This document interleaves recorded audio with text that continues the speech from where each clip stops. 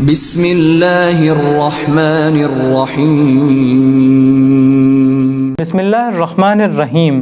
انگوٹھی اور نگینوں کے حوالے سے یہ ہماری چوتھی ویڈیو ہے جس میں ہم مسلسل کلام معصومین علیہم السلام کی روشنی میں نگینوں کی فضیلت اور ان کے پہننے کے فائدوں پر گفتگو کر رہے ہیں۔ آج کی اس مختصر اور مفید ویڈیو میں ہم انشاءاللہ یاقوت کے سلسلے میں گفتگو کریں گے۔ عقیق اور فیروزے کی طرح یاقوت بھی ایک قیمتی پتھر ہے جس کا ذکر روایات معصومین علیہم السلام میں موجود ہے۔ یہ مختلف ممالک میں پایا جاتا ہے جس کی مختلف اقسام ہیں جو کچھ اس طرح ہیں: یاقوت سرخ، یاقوت زرد، یاقوت سبز، یاقوت سفید، یاقوت سیاہ، یاقوت کبدی وغیرہ وغیرہ۔ یاقوت کی ان تمام اقسام میں سب سے بہترین قسم یاقوت سرخ کی ہے جسے یاقوت اناری بھی کہتے ہیں، لیکن معصومین علیہم السلام سے جو روایات یاقوت کے سلسلے میں وارد ہوئی ہیں اور جو میں نے دیکھا ہے اس میں کلی طور پر صرف یاقوت کا ذکر ہوا ہے۔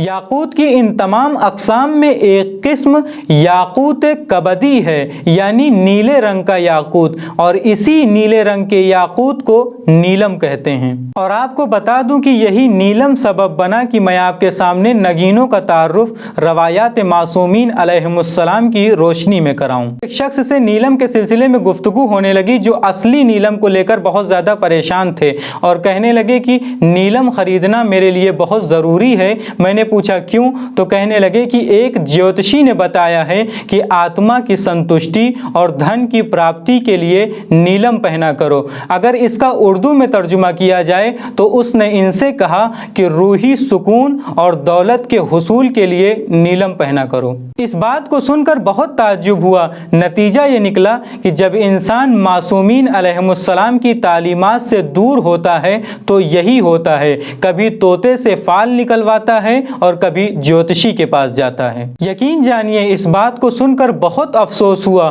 اور وہیں قصد کیا کہ ان نگینوں کے فضائل اور فوائد کو روایات معصومین علیہم السلام کی روشنی میں بیان کیا جائے تاکہ ان لوگوں کو معلوم ہو کہ آج جو چیز جیوتشی بیان کر رہا ہے 1400 سال پہلے ائمہ اہل بیت علیہم السلام بیان کر چکے ہیں۔ اب چونکہ اس بات کا ان کو علم نہیں ہے لہٰذا در در کی ٹھوکریں کھاتے پھرتے ہیں۔